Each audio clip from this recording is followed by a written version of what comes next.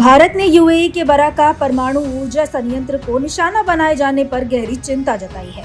विदेश मंत्रालय ने ईरानी हमलों के बीच हुई इस घटना को खतरनाक तनाव बढ़ाने वाली स्थिति बताया और कहा कि परमाणु केंद्रों पर किसी भी तरह का हमला पूरी तरह से अस्वीकार है।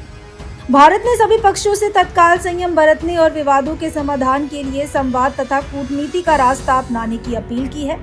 विदेश मंत्रालय ने सोमवार को जारी बयान में कहा, भारत यूएई के परमाणु केंद्र को निशाना बनाए जाने को लेकर बेहद चिंतित है।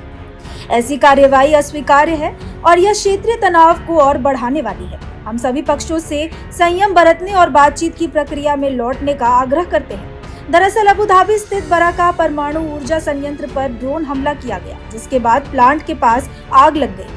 यूएई अधिकारियों के मुताबिक ड्रोन ने संयंत्र की इंटरनल सिक्योरिटी पेरीमीटर के बाहर लगे एक इलेक्ट्रिकल जनरेटर को निशाना बनाया। हालांकि इस घटना में किसी के घायल होने की सूचना नहीं है और न ही किसी तरह के रेडियोलॉजिकल रिसाव की पुष्टि हुई है। अधिकारियों का कहना है कि सभी सुरक्षा प्रणालियां सुरक्षित है और प्लांट की सभी इकाइयां सामान्य रूप से काम कर रही है।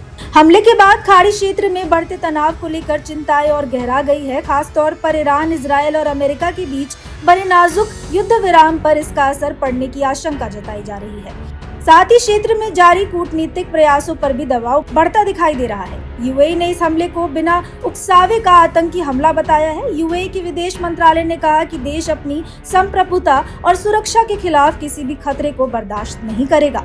बयान में कहा गया है कि ये हमला खतरनाक तनाव बढ़ाने वाले और राष्ट्रीय सुरक्षा के लिए सीधा खतरा है। अंतर्राष्ट्रीय परमाणु ऊर्जा एजेंसी यानी IAEA ने भी स्थिति पर चिंता जताई है। एजेंसी के मुताबिक आग लगने के बाद एक रिएक्टर को आपातकालीन डीजल जनरेटर से बिजली आपूर्ति दी जा रही है। संयुक्त राष्ट्र की परमाणु निगरानी संस्था ने परमाणु स्थलों के आसपास अधिकतम सैन्य संयम बरतने की अपील की है और कहा है कि यह हालात पर करीबी नजर बनाए हुए है।